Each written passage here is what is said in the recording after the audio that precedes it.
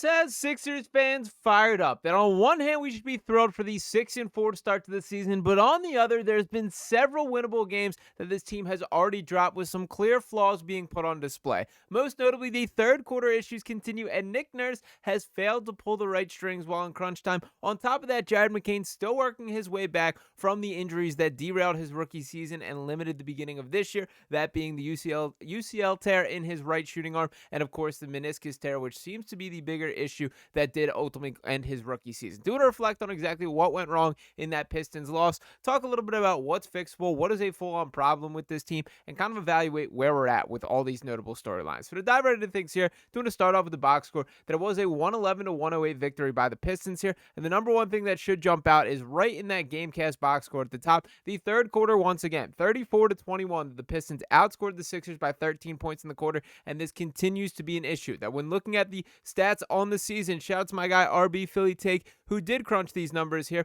that said first quarter scoring for the Sixers, 32.9 points per game. That is third in the NBA. The second quarter, 33.3 points per game. Third in the NBA right there. And then comes the third quarter, 23.4, which is dead last across all 30 NBA teams. And then the fourth quarter, right back at it with 31.5 points per game. I do not know what these guys do at halftime. I'm beginning to suggest that maybe we just keep them out on the court in its entirety. Let's say forget about that locker room thing, because clearly it is not going well in there. But on all reality here, there just has to be something a bit more simple to this.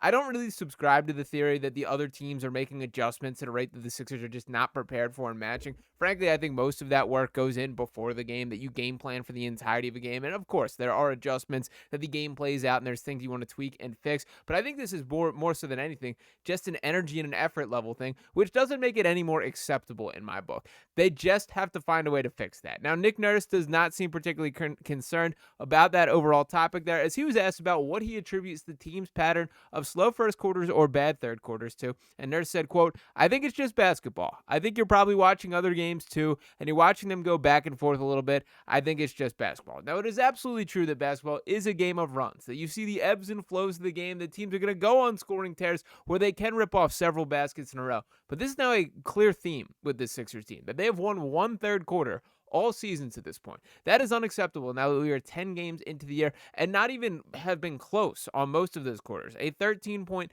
being outscored by that margin in last night's game there. It has to be better, and it is costing this team games. Now, even with this all being said, the Sixers did have a chance to win this game at the end. And I do want to highlight that final possession, as this is a notable part of my concern here. I'm going to play it in its entirety here, kind of talk its way through it. As you can see, the inbounds, the Sixers are down 3 with a chance to tie. The inbounds to Drummond. Oubre tries to get downhill and has got nothing. He kicks to Grimes, who also has nothing. Gives up to Edgecombe. Can't find anything either. Back to Grimes. Finally, the ball finds Tyrese Maxey's hand, and then he's just trying to make something happen. Manages to somehow get off a shot here, which I do not know how that ball was not stolen, but ultimately it clanks off the rim, and that is a 3-point Sixers loss here. Now, my biggest frustration with this overall, that is just pretty much horrible offense from start to finish. Now, the Nurse explanation following the game when he did speak things is that he said the game plan was that they were trying to get a quick 2 on their last possession.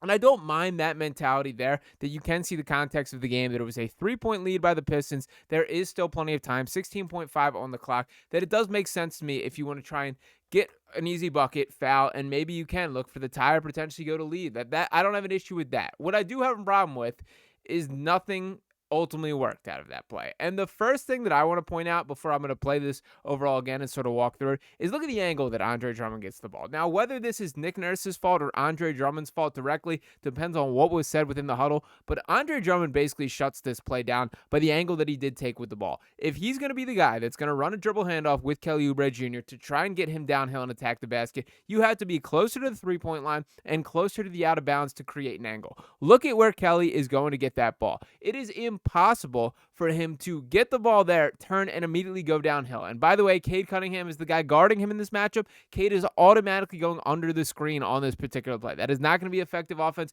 because if you're the Detroit Pistons, you are more than willing to live with a Kelly Oubre 3-point attempt for the game on the line at that stage. I also just kind of philosophically disagree with the principle of Kelly Oubre Jr. being the guy that, with the game on the line, with it being a 3-point game with 16 seconds left to play, that's exactly what you want to do. And this is now several games that we felt this way about Nick Nurse. That Quentin Grimes has come up empty on 2 separate occasions for what would have been game-tying or game-winning shots for this Sixers team.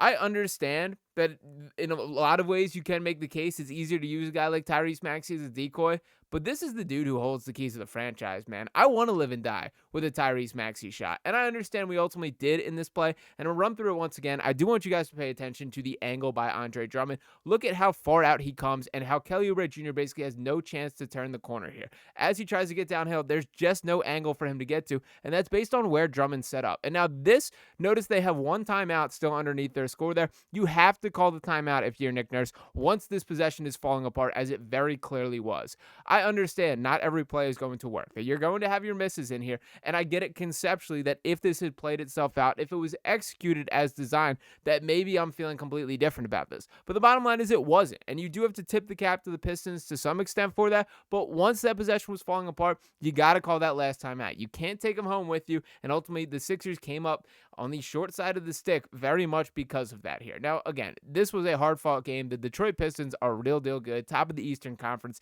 team that I do view as a legitimate playoff threat here. But that's one that does sting. This team brought the fight on a second night of a back-to-back. And to highlight a couple notable stats from the box score overall, do want to give my shout-outs to Tyrese Maxey, who even his games that feel normal at this point are just absolutely unbelievable. 33 points, he had 7 assists, 2 steals, 4 rebounds here. Kelly Oubre Jr., a bit of a quieter night, I would say, for everyone across the board. That Oubre had 13 points, 5 rebounds there. Andre Drummond had allowed 17 points and 12 boards. He was awesome, and it's been nice to see Andre Drummond contributing to winning basketball, something that was not a sight that was seen all of last year. And the strangest thing about Drummond specifically is he's been a guy who's just dominated the glass for the entirety of his career. That was not the case last year. Now, I know he spoke pretty openly about dealing with a toe issue and how much that impacted him. He was just objectively really bad last year, and it's nice to see that he does have something left in the tank. Now, looking beyond that, Trendon Watford, certainly a huge step back from the breakout performance he had with the triple-double the night prior there. VJ Edgecombe, in his 32 minutes of play, he had 11 points, 6 rebounds, 2 assists there. I'm seeing a little bit of criticism towards Edgecombe. For me, he's been perfectly fine still. I just don't expect this guy to score 34 points on a nightly basis. I think he got off to an absolutely excellent start to his NBA career, and the bar of expectations got raised to a bit of an unfair level. The thing that's impressed me the most about Edgecombe of late is he's really struggled shooting the basketball, and that has not changed his mentality or his confidence. That this is 2 straight games where it has been a little bit of crunch time, where he's had an opportunity with the ball in his hand to go get a bucket, and he still has the confidence to just take that. Now, the other storyline that I did want to note with this specific video here is Jared McCain. Now, I'll start off by saying that in this game specifically, I was screaming at my television for why in the world in the year 2025 is Eric Gordon seeing minutes before Jared McCain, because that was the case. Now, obviously, it was an empty calories run for Eric Gordon there. Shot 0 of 1 from the floor, didn't add anything. He did have 1 assist there. Jared McCain, even worse when he did get on the floor. He played just 9 minutes. He's still on that 15-minute limit.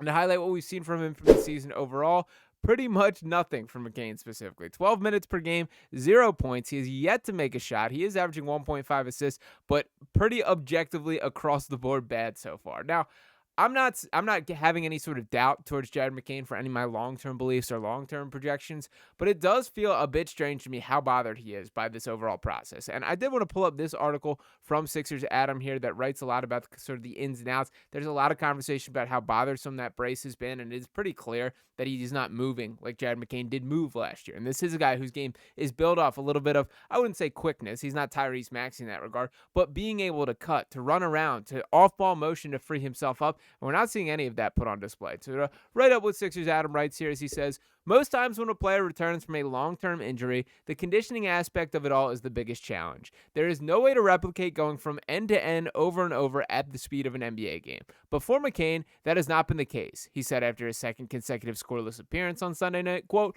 "We're trying some different things, just trying to see how the brace would feel with different sleeves over it," McCain said. "Sometimes I feel like I'm about to fall over when I'm running.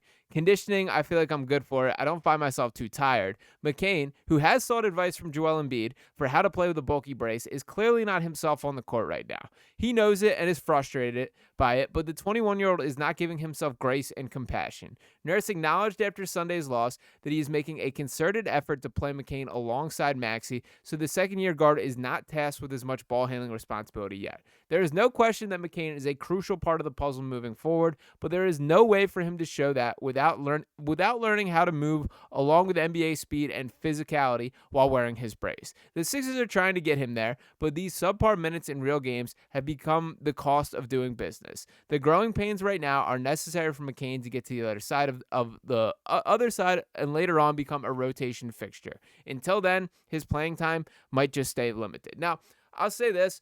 Let's also not forget that Jared McCain took a little bit to pop last year, in a little bit of the similar way that I have the conversation with Joel Embiid, that it took him getting some game reps under his belt before he did have that breakout. And I do think there's a chance that that is what's going on, but I will say my eyes certainly back up the story if he's not moving the same and he doesn't have confidence. I can also speak to, and I hate when I compare myself to a professional athlete because I understand I was never in the NBA, but I tore my ACL and had to wear one of the big bulky ACL braces, and the thing that stuck with me is I was constantly thinking about it at a rate that, because there was this feeling of it on my knee, this reminder that had happened to it, I couldn't really shake that feeling. I think there is some truth to when a guy is able to drop a brace like that he does play more free, that it isn't on his mind as much. And for Jared in particular, there is no timeline being laid out for how long this is going to extend. Whether this is more mental and in his head and not trusting the knee, I think it is more getting used to the brace, and he's just going to have to get game reps and go do that. But they need Jared McCain to be a key part of this Sixers team. We cannot have Tyrese Maxey and VJ Edgecombe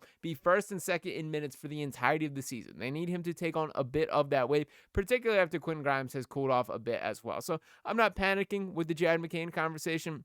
Wouldn't even say I'm panicking with the Nick Nurse conversation just yet, but a little bit underwhelmed by what these end of game just decision-making and plays have been. The third quarter is very clearly an issue for the Sixers team, so there are some things to clean up overall. With that all said, 6-4 is a pretty strong start for this team coming out of the gates, and I think probably above expectations for what a lot of us did have. That's also coming with two really tough back-to-backs, that it has not been an easy schedule out of the gates, and this team has mostly met the challenge. So while it is not ideal, there is still a lot to fix with the team overall.